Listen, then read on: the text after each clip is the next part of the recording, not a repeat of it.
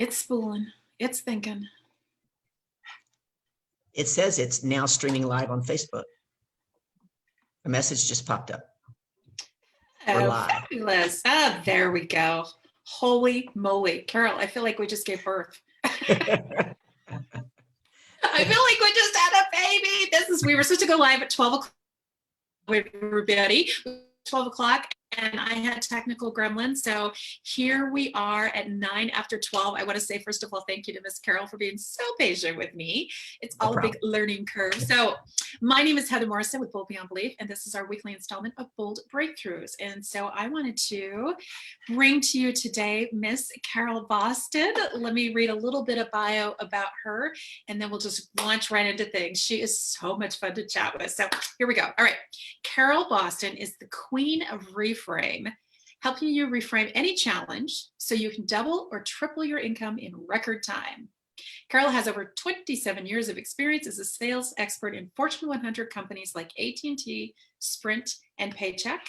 And here's a really cool thing. She is also a former professional tennis player and is known to be relentless in supporting her clients to get the results that they want. Carol helps female business owners and a few good men to reframe and let go of the story that is keeping them stuck so they can quickly achieve their goals.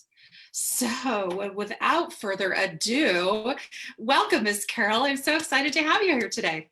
Well, thank you. I'm excited to be here. Yeah. So I gave a little bit of a brief background, but I want you to take us on a little journey of how your company came to be and how you became known as the Queen of Reframe. Okay. As you said, I had been, had a very successful sales career for almost 27 years. I mean, I had sold $70 million in revenue, walked the stages, gotten the awards. I thought I can do this in my sleep. I thought I had it made until the day I got that call. And they said, we're cutting your territory by 80%. And I'm like, what? I've been building this territory for 6.5 years. So I thought, well, you don't have to tell me twice. It's time to look for another job. They were setting me up to fail. That's what I thought, right? So I was a weird salesperson, Heather. I love large corporate structure, and I'm a rule follower. Very unusual for salespeople, right? So not only did I love corporate America, they loved me. But I went on an interview for a very small company because a friend had whispered in my ear about this unknown opportunity.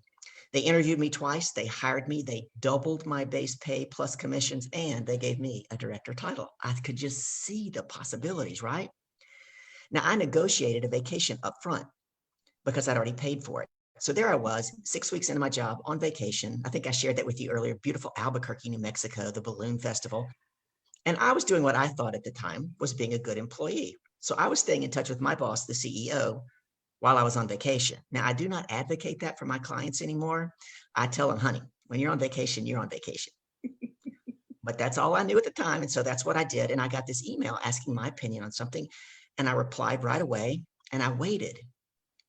And I waited because he usually replies right back. And he didn't. We enjoyed our day. We came in that night, dinner and cocktails. And ding, there goes my phone. It said, Carol Boston, you've got mail.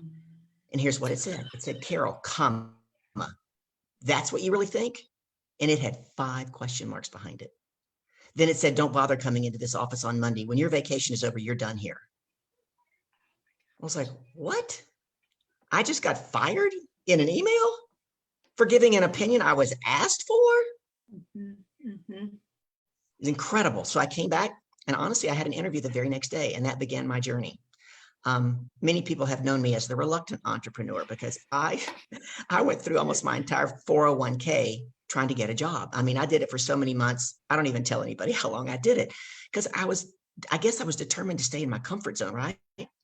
And that's how I saw myself, was as this corporate salesperson. So many, many, many months after being flown all over the country on interviews, faith is my foundation. In my prayer time, I was like, God, I was at that point. And I said, look, you created me. You know, I'm not cut out to own my own business. I do not want to be an entrepreneur. You got to help me find a good job. And Heather, literally 2 weeks to the day from that prayer, out of the blue, I get an email from a woman. I met her one time out of town at a conference, and she gifted me a $3,500 ticket to go to Los Angeles to study at Guerrilla Business School. Now, I say my God has a sense of humor, right? Because Guerrilla Business School was a foundational school for entrepreneurs. Now, obviously, what I was doing was not working. And I thought, I don't know what I don't know. So off I went to Los Angeles.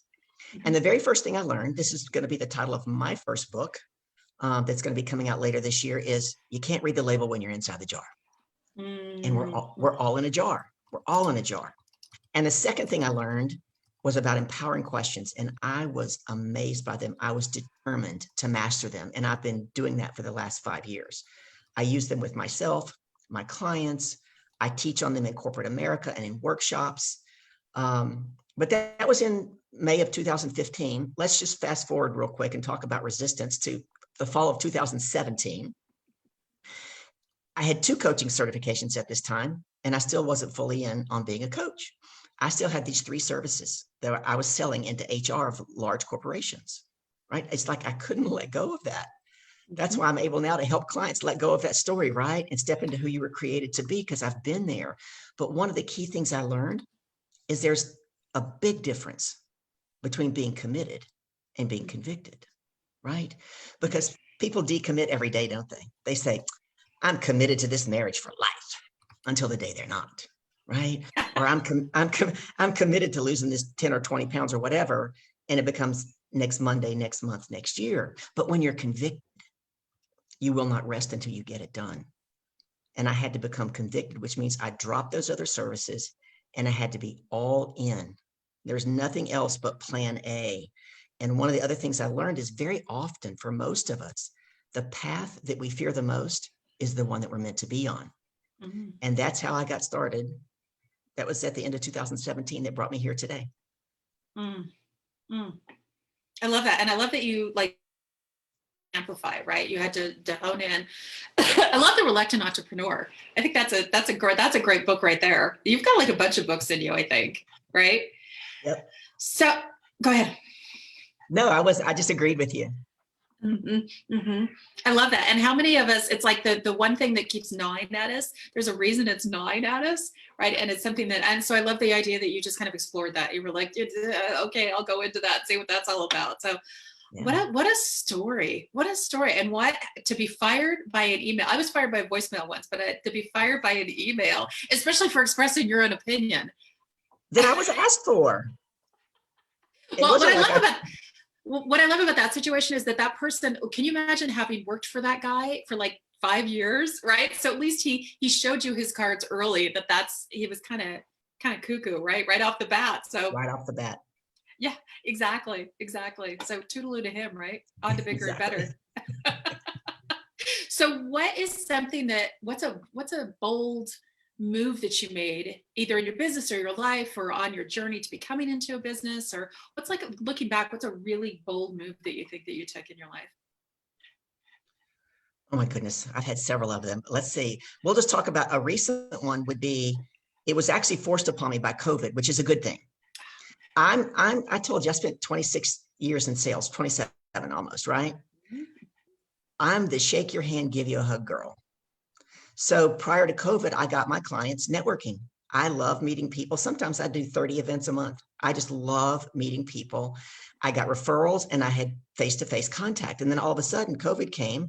I lost some clients because they lost their jobs and my means of getting clients was gone.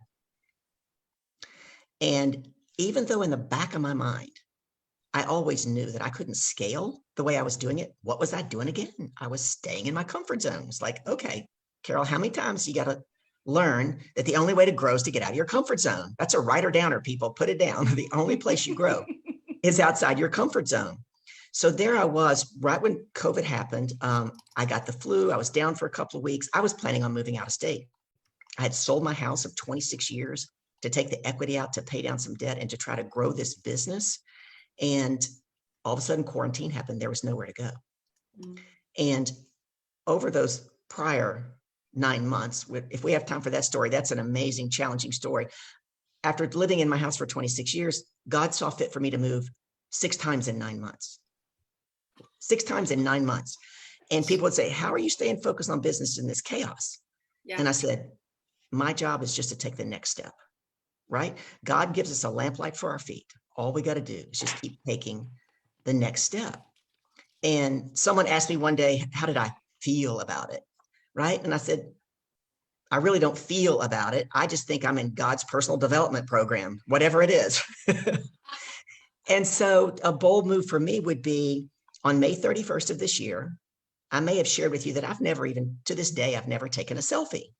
When I went into networking events, I did not take my phone because I was present with you. You had my full attention.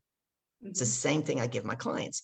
But having come from a sales background, if you gave me your card and I told you I'm going to call you on this date, you got to know I'm going to call you, right? Love is in the follow-up. But on May 31st, there's a group on Facebook. It's a great group, Rise and Inspire Speakers. I've referred probably at least 15 people into his group. Once a week, 1 week out of every month, he has Inspiration Week, and each day has a theme. So you get to go in, if you're in his group, pick your day and your theme, and show up and go live for 30 minutes. Now I want you to think about this. I've never gone live. I've never even taken a selfie, and I'm going to show up and go live for 30 minutes. And so I did. Now, to tell you how ignorant I was of Facebook, I didn't even know there was a chat. I didn't know I was supposed to be looking at the chat. I was in a monologue, right? Just like I was teaching in corporate America. But lo and behold, because I showed up, and that's the point I want to get to your audience, you've just got to keep showing up. 2 weeks after the showing up and speaking for 30 minutes, I got a new client in London. So there's tremendous value in just showing up. I had someone interview me and ask me, what was one of the first things you had to do to become not only a collegiate, but a professional tennis player? I said, you got to show up every day. Doesn't matter what you feel like. You make a decision, and then you make the decision right. And right? That's a writer downer too. Yep. Yeah. So I love what you said. You know, what's interesting is that I think that from the outside, when we look at people figured out, right? We think that there's nothing that that you're bulletproof, that nothing can scare you. But the mere act of taking a selfie, right? Which for most millennials, like they came out of the womb selfies. I mean, so the fact that was the one thing that was, bold for you is, I love that you're showing that vulnerability there, right? Because we've all got something that we need to move past. And the other thing that you said that struck me was when you said that the growth happens outside of the comfort zone, right? That's where your growth happens. And it's interesting to me that we call it a comfort zone because it's not as comfortable as we think it is, right? That comfort zone is what keeps us stuck. That comfort zone is what keeps us from growing. And that frustration at not growing is not all that comfortable, is it? Right? So my fear, or my outlook on the comfort zone is that you can either be uncomfortable on the inside of your comfort zone, being stuck on the inside of your comfort zone, or you could be uncomfortable on the outside of your comfort zone for just a little while. And then that comfort zone grows a little bit, right? Gets a little bit bigger. So exactly. And, sometimes I use the word comfort zone, but one of the things I learned is there's a big difference between what's familiar and what's comfortable. So you can stay in what's familiar even when it's very uncomfortable.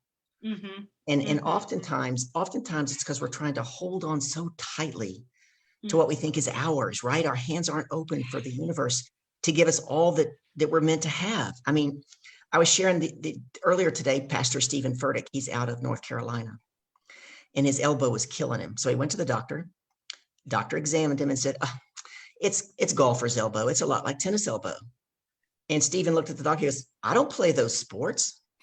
I just lift weights. And the doctor said, yep. And you could lift a lot more weight if you will loosen your grip. Wow. It's true. Yeah. That's one of those things that I was talking this morning to somebody about, letting go of the outcome. We seem to think that we have so much control over things. And in reality, we have very little control over very few things, right? So yeah. Getting bold and getting outside of yourself. I love that. So what's your passion project right now? Like what's your vision? What's kind of something that you're working on in your business or in your life, or that's really got your time and your attention? Back in 2007, I was involved starting in late 2007, a lot of heavy personal development. I was in T. Harv Eker's program. He was at that time, he had one of the fastest growing personal development companies in the world back in 2006 and 2007. He was out of Vancouver, Canada. He wrote Secrets of the Millionaire Mind, right? The New York Times bestseller. Yeah. And I went to one of his, I don't know if it was called, I think it was called Life Directions. I went to this 3-day course. And when I left there, two things impacted me. One, at that time when someone said to me, what is your purpose? What is your mission? I said, touching people's hearts for restoration. I'm all about restoring hope. And the second thing was I had this vision. I had no idea what I was doing, but I had this vision for a 3-day conference, 3-day seminar, 3-day conference. And I've only shared the actual details in a private mastermind group of 12 coaches and with my coach. And all of them said, but nobody's ever done that before. Right? That was 2007. Now let's think about this. I call myself a business leadership coach. I'm all about personal leadership. In September of 2007, I was at Ultimate Leadership Camp. It was the hardest thing I'd ever done. I had been through Enlightened Warrior Camp up in the mountains of New York, and I thought that was hard. This was much harder. Matter of fact, by Thursday morning, we're up in the mountains of New York. It's chilly. It's late September. And I said, if I have to go up that damn mountain one more time. Sure enough, we're on that bus at 4:30 in the morning in the dark, going to this mountain. And one of my tasks, if you will, that I was given to work on my leadership is I was given this lady. She was a heavyset lady, no big deal, but her backpack was as big as she was. Now, as a leader, I knew that was going to be a problem. We had to get in this canoe. We had to get in a canoe to go do something across the lake. So my job obviously was to convince her to leave the backpack. It would be fine. And we'll come back to shore. Nothing doing. She was not leaving that backpack. We got in that canoe, and what do you think happened? She tumped us over just like that. 4:30. No. Oh yeah, 4:30 in the afternoon in the mountains of New York, late September. It's cold. We were on that mountain until 1:30 in the morning doing leadership exercises. Cold and wet. But what really impacted me the next day, we had been divided into groups of 8. And part of the last day was you went around the group and everybody gave each other feedback on their leadership skills. And it came time for me to get feedback. And this one young man, Seth, I'll never forget him. He looked me dead in the eye and he said, I only have one thing to say to you. And he said, I would follow you anywhere. And I could hardly breathe for a second. I didn't know why. The lady next to him, she goes, I'm with Seth. I'll follow you anywhere. Now I want you to hear that. What do you think I did in the next 30 days? I ran back to corporate America. I had been out of a job since July 1st of 2005. So I'd been out of a job for almost 27 months. And I ran back to what? That familiarity, that comfort zone. Luckily, I guess I've been in God's personal development program for a long time. I learned a lot while I was there from a leadership perspective and actually from a coaching perspective, because at one point, my boss was out on maternity leave, and they don't typically bring on board new employees when she's out, because she's the one that takes you through the ropes and teaches you the systems and all that. But they brought on this young lady because she had been in the industry before, and they happened to sit her on the cubicle right next to mine. Now, I don't know what possessed me, Heather. Maybe I've been a coach all along. And I started mentoring her, right? I took her out on sales calls with me. I taught her the systems. She ended up selling more revenue than I did that year. Serious, right? She walked across the stage ahead of me. Wow. I was like, there's, and that's in retrospect, right? I look back and I'm thinking, I've been doing this coaching thing for some time. Yeah. Well, and I love that you said that when you brought this idea to people said, well, no one's ever done that before. And, I think oftentimes we can use things as an excuse to keep us stuck or a reason to move us forward, right? So I love that you use that as your reason to move forward ultimately, because that's one of the things, I heard a quote once that that's one of the most dangerous phrases ever uttered is, well, that's the way we've always done it. Right. So I love that you're moving outside of that. And I love the fact that you realize that you've been coaching people all along and that was there. But isn't that funny how many times God or universe or whoever can give us these thoughts and these ideas that are gnawing in our hearts and in our minds, or put clues like right smack dab in our lap, and we still don't get it. Right. We have to walk through that fire. We have to walk through that, like, what do they say? Right before you have a breakthrough, you have a breakdown. Yep. Right. And I truly believe that. I love that. Or as Lisa Nichols says, sometimes your greatest blessings come wrapped up in sandpaper, right? Yeah. Oh, yeah. That's a good one. That's a good one too. I love Lisa Nichols. She's good. Yeah. Yeah. So what do you think has been a habit that's been instrumental to your success all along? Getting up every day and showing up. Mm, And choosing the attitude with which you show up. I was in a toxic relationship that ended about 5 years ago, thank goodness. And I remember one time she looked at me and she goes, really nasty, right? She goes, nobody gets up out of bed like this every day. And I said, watch me. Just watch. Now, I told you it was a toxic relationship. So there was times when I would be getting out of bed at 3 or 3:30 in the morning, standing in that bedroom in the dark, saying, I love my life.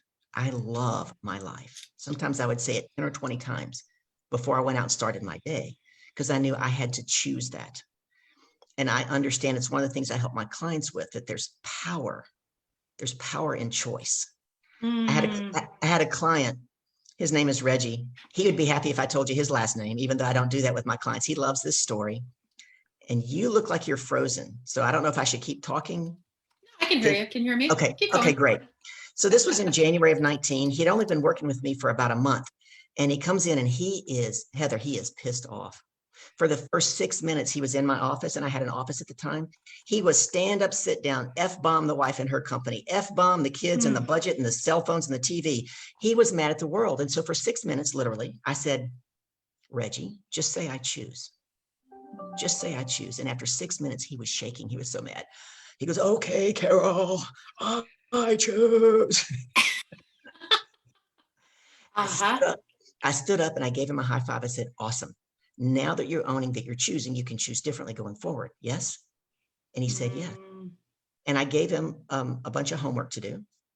2 weeks later, he comes back in. It's the first time he's dressed in business clothes. I mean, the change I saw in this man in 2 weeks. He's in business clothes. He's dressed. He goes, here's the homework for my wife and her company. Here's the homework from my company. Here's the homework. I did the budget for the kid. It was incredible, right?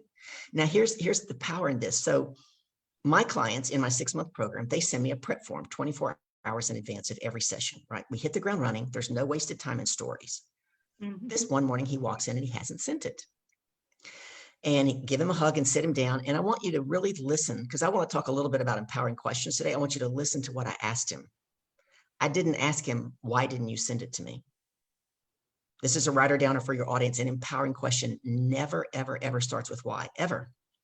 Why brings in defensiveness, which brings in the ego, which brings in emotion. And when emotions go up, intelligence goes down. It's true for every human being. So what I said to him, I said, Reggie, I was looking for your prep form. I didn't get it. You know what he said? He goes, I chose not to send it. Okay, now you've created a monster. And so I didn't ask him why. I said, well, what compelled you to make that choice? And he started to give me a story, and he goes, nope, that's just a story. It's an excuse I'm making up. I said, so you can choose differently going forward. And he said, yes. And for the next 6 months, he never missed another one. There's power in choice. Yeah. Yeah. And I think that a lot of people, you know, you and I talked about this, that I have a 12-year-old, and that when I'll do something and he'll say, you make me so mad. And I'll say, I didn't make you anything, right? You allowed yourself, you chose that behavior. You just chose that emotion. You get to wake up every morning. And this is such a great visual of you standing in the dark in your bedroom, making that decision. Okay, you can compartmentalize it. Whatever is going on, especially right now, whatever is going wrong around me, I get to choose how I show up. I get to choose that reaction of how I react to that, right? They don't make me mad. They don't make me sad. They don't make me glad. They don't make me, feel empowered. I do that. Yes. And you're right, that power of choice. And when people get that, when that light bulb comes on for people, you're right, that transformation starts. And it's amazing to watch that. And it also makes people responsible, like personal responsibility, right? They have to be responsible for their actions, because they can't blame it anymore on the economy or the neighbor next door or the jerk in traffic or whatever it is. There is huge power in choice. I'm so glad you brought that up. And I'm really glad that you brought up empowering questions. Can you talk a little bit more about that? Absolutely. It's one of the reasons I'm known as the queen of reframe. Yes.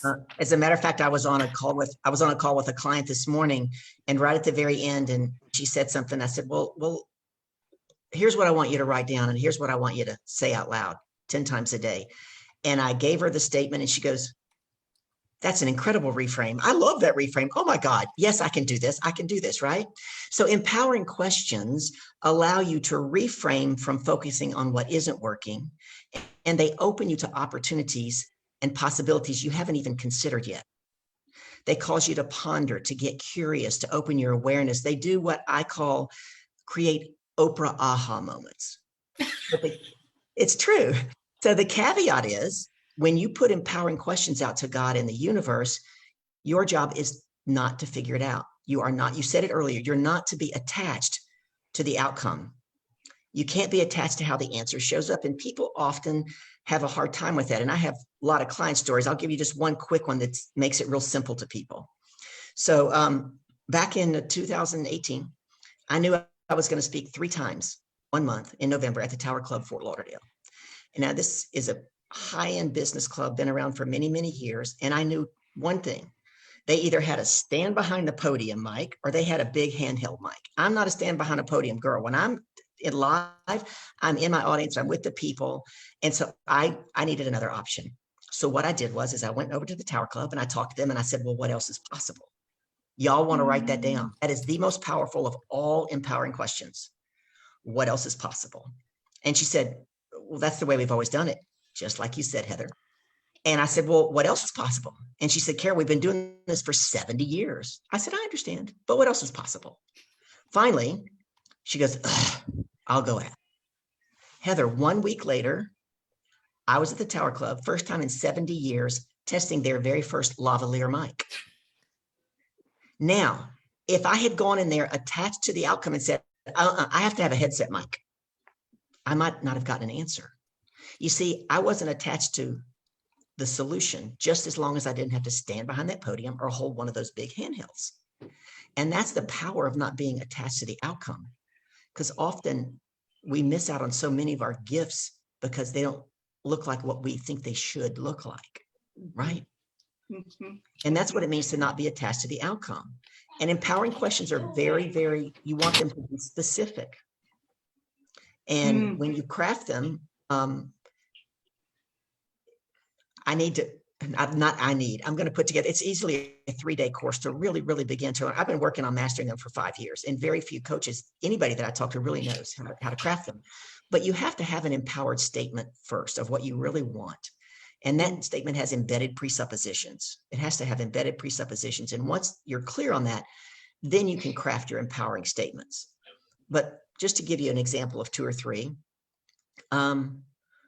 here's one for you. You're married, you're in a relationship, and you start putting this question out to God in the universe. What one thing could I do differently? Or what one thing that I'm not doing today could I do to show my spouse how much I truly love them? So that they know beyond a shadow of a doubt every day.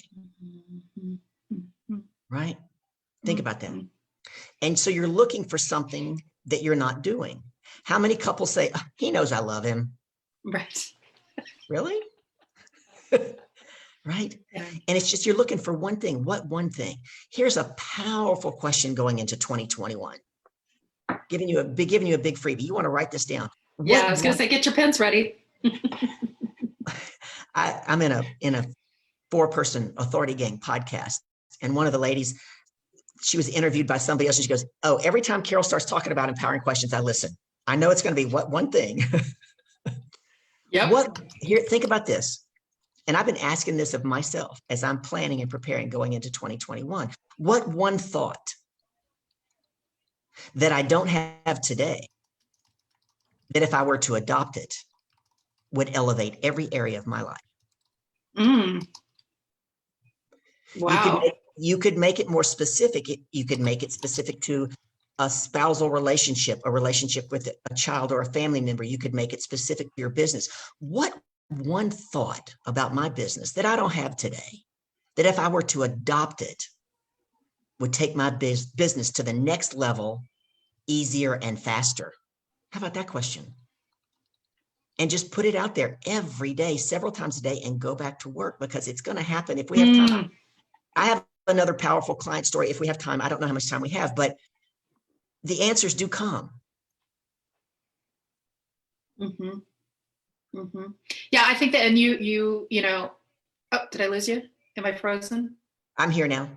Oh, you are. Okay, good, good. So I love that you bring up that idea, because I think that we are such a microwave society that we expect answers and we expect things like this, right? And when we don't get them, we think, well, then I guess I'm not supposed to be doing that, as opposed to just putting the questions out there, letting go of the outcome, and just waiting for the answers, right?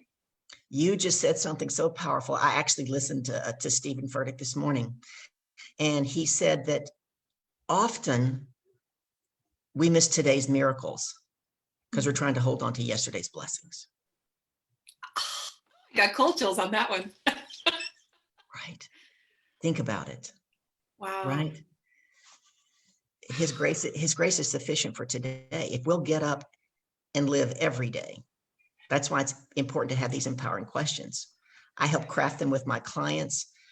My clients craft very powerful statements so they can step into who they were created to be, not who they say they are based on a story that they have. Right? Mm-hmm. Because it's actually biblical. It says, call things that aren't as though they are. You must believe and then you see. Mm-hmm. And in this microwave society, it's like, show it to me and then I'll believe it. Right. That seeing is believing, right? Yeah. As opposed to the believing is seeing, right? Yeah. Yes. Yeah. Yes. Mm-hmm. And, you know, and our languaging is so important. We create as we speak. And that's why these empowering questions, when you're asking the wrong questions, folks, you're not getting the answers that you want. Right. And I want right. you to think about how many times you've asked anybody else, why'd you do that? Why are you late? Right? Why'd you get that grade? And you end up in what? An argument, because you're trying to be right. Right. Get curious. I love that. Right? I love those two words, get curious. Get curious. It's one of the things I help my clients when I'm teaching them about sales. I interviewed one of my past clients yesterday. She said something I have never heard her say. And she said it to me. I've never heard her say it to me. My clients fill out a very detailed intake form. Mm-hmm. And the two main reasons she hired me, she said in the intake form, she wanted confidence. She said, I want to know when I walk in a room, I have something of value to say. And she said, and she goes, and I want to meet my weekly income goals in my practice. She's a family lawyer. Mm-hmm. Yesterday, toward the end, she said, one of the main reasons I hired you is that I knew you had 26 successful years in major sales. She goes, they don't teach you how to run a business or make sales in law school. They teach you the law.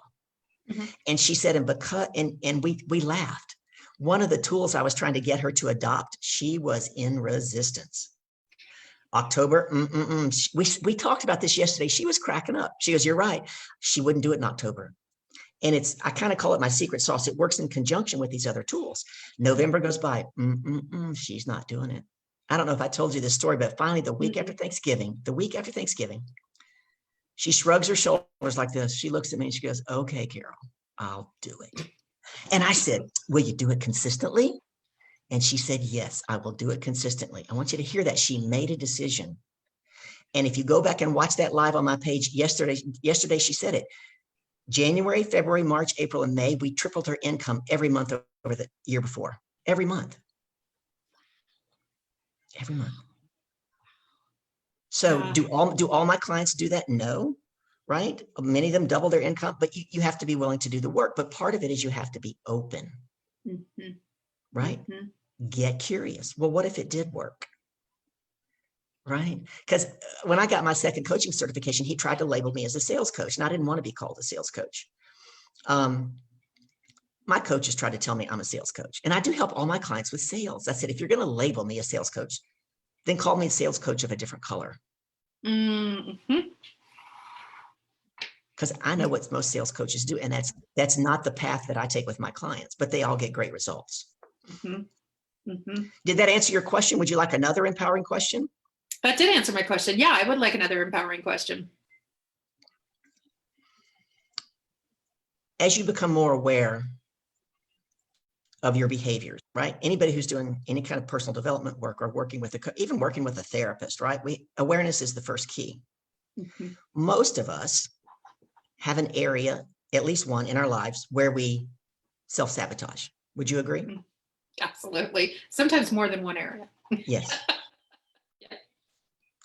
So the question you can ask on a consistent basis is, where else in my life am I not showing up for me? Mm. I had a client, amazing client. She's the dog mystic. She's like the dog whisperer. She runs this amazing dog training company. And when she first came to see me, she was right on time. By the fourth visit, she was so late, it was ridiculous. This is a great example of empowering questions that I'm going to share with you. So she comes in, I give her a big hug, and I say, sit down. I said, get up, pen and paper. We are not missing this coaching opportunity.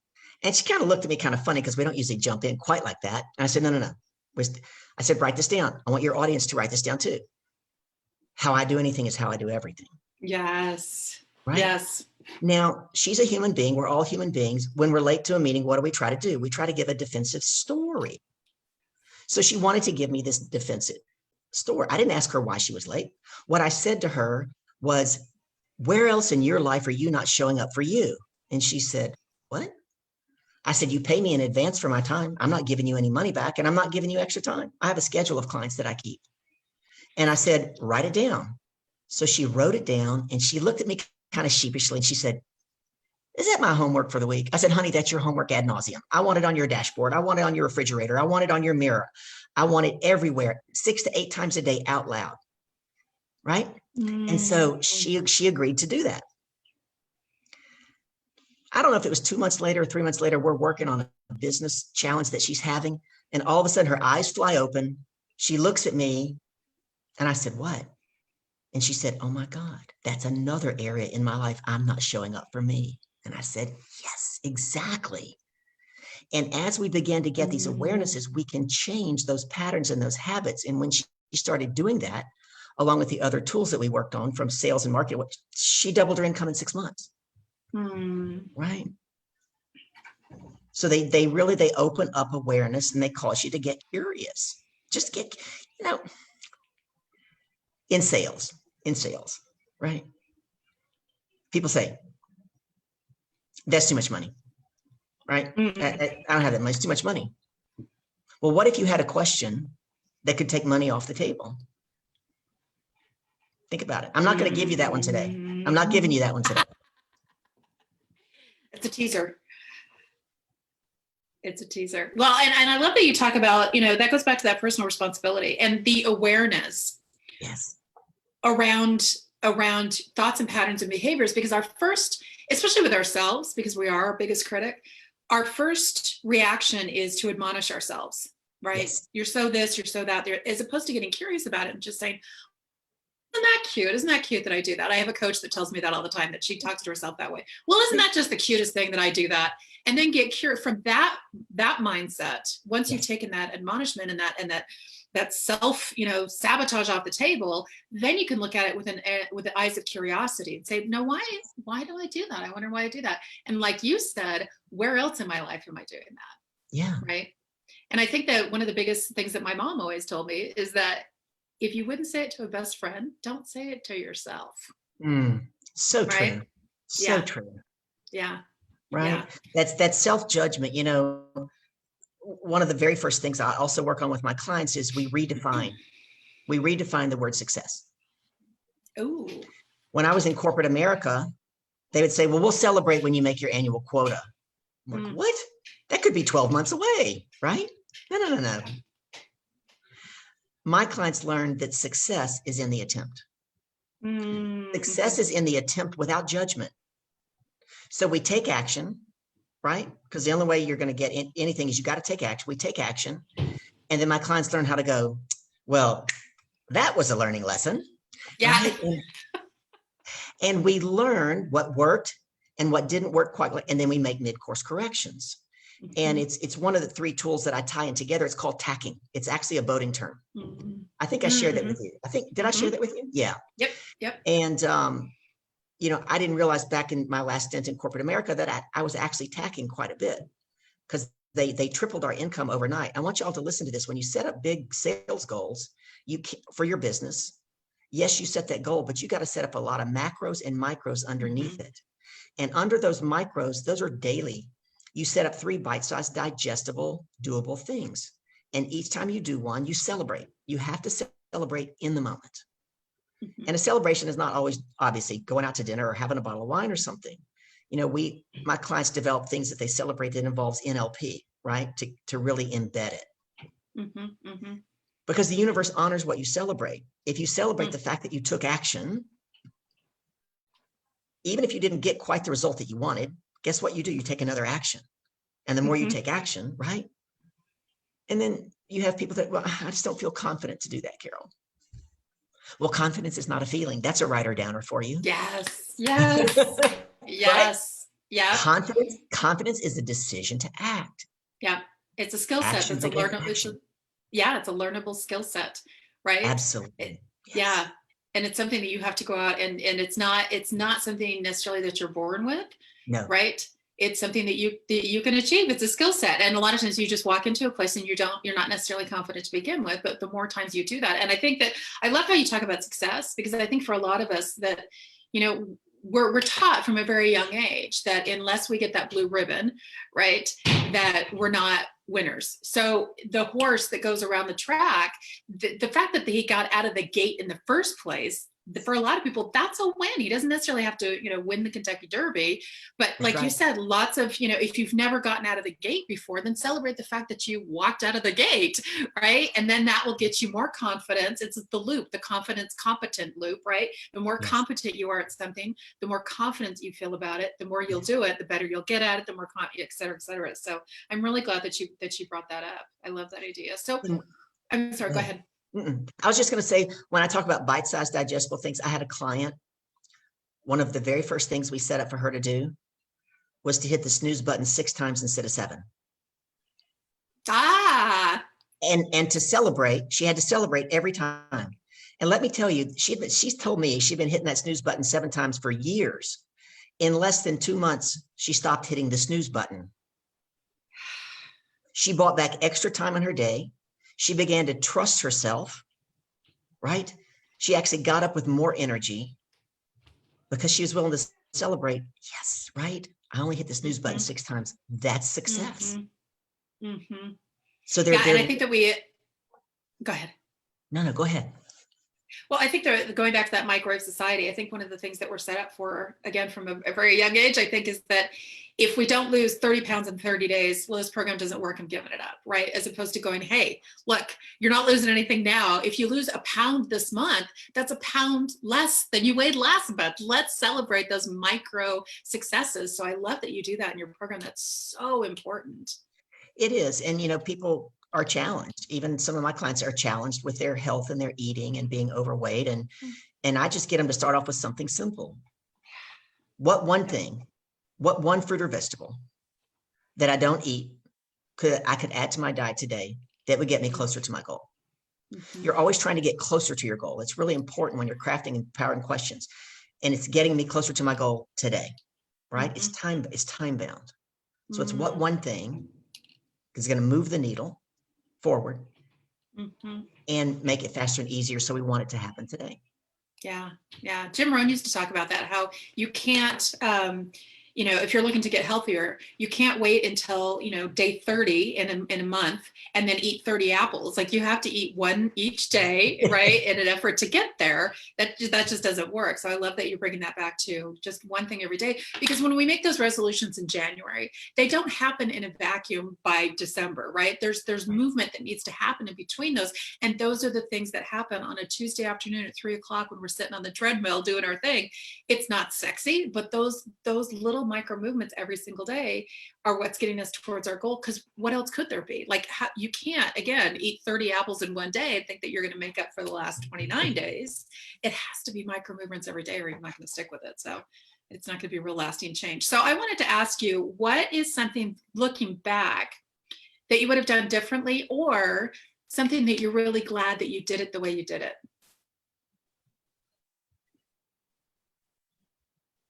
That's kind of the catch-22, because they're kind of intertwined. I would tell you that I would not have gotten into that business office situation. I was lied to, completely lied to. It cost me 30 grand. It's one of the reasons that put me on the impetus to sell my house. However, when I say it's a catch-22. Being in that office, I met the lady, her name is Lori. I met the lady who began ops. And I met the lady who's still a good dear friend of mine. She got me my first workshop engagement at Kaiser University, right? And Kaiser University was 1 week before my first workshop at American Express. I'm sorry, at Nova Southeastern, which then led to me being hired by American Express 6 times. So it cost me a lot of money. It forced me into a lot of change, but I'll be candid with you. I would not have known how to put together those talks and those workshops. And I'm a teacher. I tend to over deliver, right? And I'm thinking everybody gets it as quick as I do. She's like, no, doesn't work like that, right? So it's a double-edged sword. If I could have done it differently, what I would have done was taken a shared office, much lower cost. I let him convince me that I had to have all my clients in private because I'm a coach. Well, guess what I could have done if I had known? I could have they had multiple conference rooms.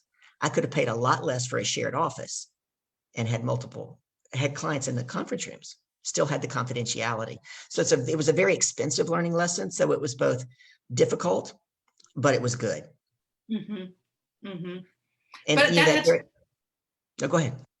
That had to do with your attitude, right? That had to do with your attitude and your outlook on that. Because you could have looked at that adventure and been like, I got gypped, I was lied to, this is horrible, and not learned anything from that and not look for the silver lining in that. But because of the attitude that you have of you're suiting up and you're showing up every day and taking personal responsibility, you were able to look at that and glean the lessons from that. Absolutely. And look to see. I always look at life as like a choose your own adventure book. Because I took this action, then that happened. Because I took this action, then that happened. And you don't know that if you didn't, step back 18 actions and take a different action, what your life would look like today, right? So, I love that. It's so true. And actually, one of the things I talk about sometimes is sometimes you have to trust in someone else's vision for you until you can believe it for yourself. It's one of the reasons I hold that vision for my clients of who they were truly created to be, right? And together we throw an anchor into their future and they can let go of that story that's holding them in the past. But if we go back to that, December of 2017, when I was finally committing to being a coach, right? I was at Nova Southeastern University. This was the week before I was going to give up selling my 3 products that I was holding on to and be all in on being a coach. And the lady at Nova, we were walking back across campus and she stopped and she looked me up and down. She says, I know what I'm going to do for you, Carol. I said, what? She said, I'm going to hire you. I was like, to do what? She said, to speak. I said, to speak? Speaker. And I said, who am I going to speak to? She said, I'm going to put you in front of 45 or 50 of the top HR people in South Florida, largest corporations. And I thought, I'm in the frying pan. And I said, when am I speaking? She said, probably the 1st of March. I'm thinking, I'm in the fire. I'm not even in the pan. And I said, well, how long am I speaking for? And she said, I went 90 minutes. And she said to me, she goes, don't give me that. Send me your CV and send me your fees. I'm like, my fees? I'm going to get paid to speak? Oh my gosh. Now, as God would have it, it didn't happen in March. I got to meet Lori, who got to help me. I got to meet Heather. That's how I got the gig at Kaiser. And Lori kept wanting me to not do the gig at Kaiser. It was 1 week before Nova. It was a different workshop. And I looked at her because they were giving me a hard time. The decision maker kept saying, I'm not sure you're right for our group, right? This went on and on. On August 2nd, I gave that 90-minute workshop at Kaiser. A week later, I walk into Nova. This is the power of trusting in somebody else's vision. I want you to think about this. I walk into Nova with 2 of my friends. We got there early for breakfast. It was a half day. There was a speaker going to speak before me. She must have had 19 initials behind her name. She was a PhD of this and a doctor of that and a something, right? And I walk into the room and there is this booming voice and this man goes, Carol Boston. And I look up and the lady who hired me, who told me I was a speaker, right? She says, Barry, you know Carol? Barry says, Carol's the only reason I came to your event today. I thought, oh my God, don't need this. I don't need this. Barry and I had worked together for 10 years at AT&T in the 90s. So I walk up to this lady and I'm going to help her. I'm dropping a golden nugget for your people about showing up, right? Trusting in someone else's vision. I go up to the first speaker and I'm helping her set up. And she says to me, so Carol, how long have you been on the circuit? I was like, what circuit? And she goes, the speaking circuit. I said, oh, I'm not supposed to tell you. She goes, why not? I said, last Thursday was my first time. This is my second time. She looked at me like I had lost my mind, right? So she went, let's just say she had her set of challenges. Did I tell you this story already? Have I told you? Okay. She basically lost the room. One of the people that went with me to help me set up said, Carol, can I take a nap? And I was like, don't say that. Don't say that. When it was getting close to my turn, I went to the restroom and I'm stretching in the hallway. I'm getting ready. The lady who hired me comes out, Heather, and she grabs me by my shoulder. She's in my face like this. And she goes, you are going to increase the energy in the room, aren't you? And I'm like, yeah. And she goes, you're not, I said, I'm just concerned there's not enough time for all my content. And she goes, that's what we want, content. You're not using those slide things, are you? I go, nope, no slides. So I go in, get started. Now here's a big lesson I learned as a young speaker. Take your own time cards. Take them in big black or red ink, thick ink, whatever it is, because she was going to keep my time. So when she held the first sign up, she's across the room. I'm like, I can't read that. She did it in a ballpoint. She did it in a ballpoint pen. So she goes 30 minutes. And I'm thinking, 30 minutes. So I get everybody on their tables to do an exercise. And I went over to her and I go, no. We started late. I had 45 minutes. She goes, oh, yeah. I'll change the time cards. She goes to the back of the room. This is later on.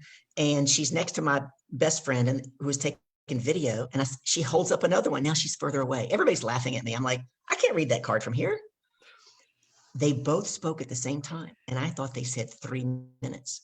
So I said, 3 minutes, give me 4 and I'll wrap this up. So I wrap everything up. Everybody's standing up, clapping. This woman makes a beeline, gets in my ear, and she said, it wasn't 3 minutes, it's 30 minutes. Sit them down and teach them something. They're here to get CEU.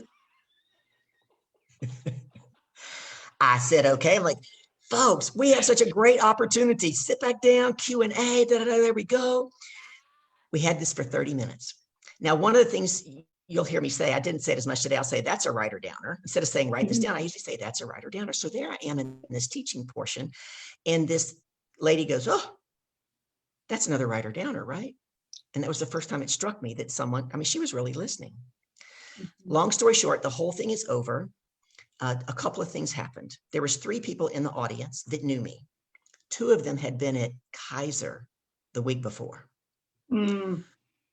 One of them comes up to me and says, you were so in your element in that last 30 minutes. That's what you need to be doing. Totally unstructured. That was awesome.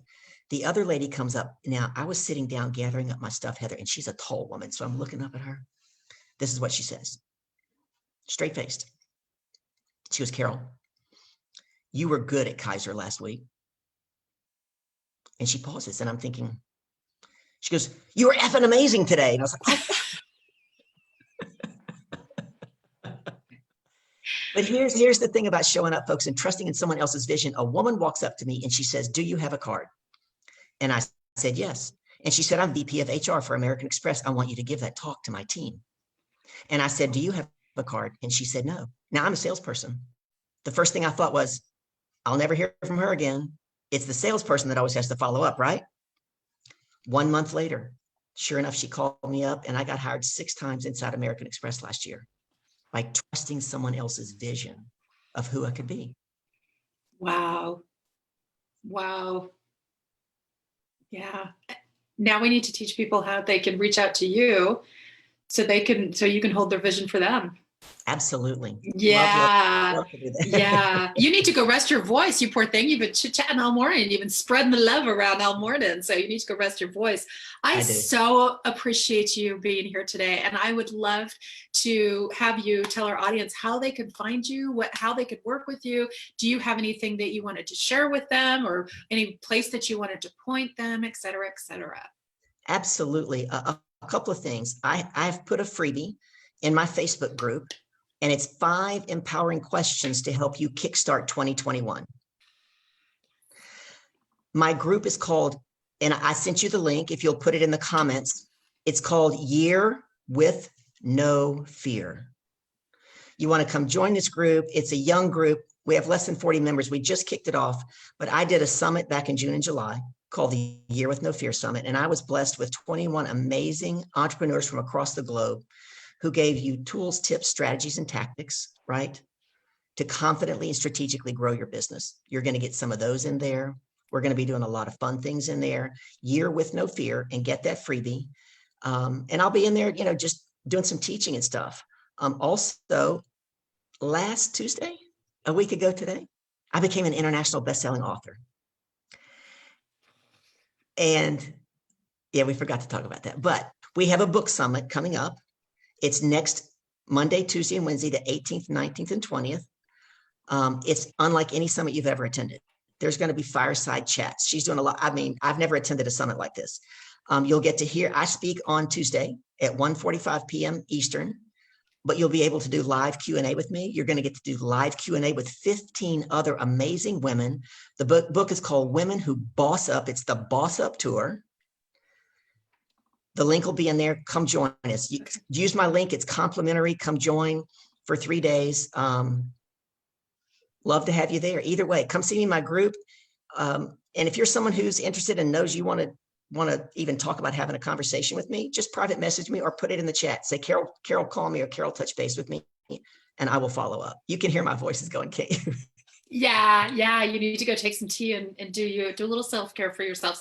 And then you're also on Instagram and Facebook at The Carol Boston, right? Yeah. Use the app. I'm sorry, at THE. Yes, The Carol Boston. Perfect. Okay, I'll make sure to put all of those links down below so people can reach out to you and people can enjoy you as much as I do. I simply adore you, Miss Carol, and I'm so thrilled that you were able to join us today. And thank you again for your patience through all the technical gremlins and life that is what it is right now with Zoom. So in the forefront of everybody, you hanging in there with me, and I appreciate the audience today. I've scanned the comments really quickly. If you're watching this on replay, please make sure you type in replay and any questions that you may have for Carol at that time. And we'll make sure that she reaches out to you. I appreciate you so much, Miss Carol. Take care. Make sure your throat gets a little honey and a little tea and a little lemon and feel better. And we will talk to you later. Thank you. Blessings. Bye, guys.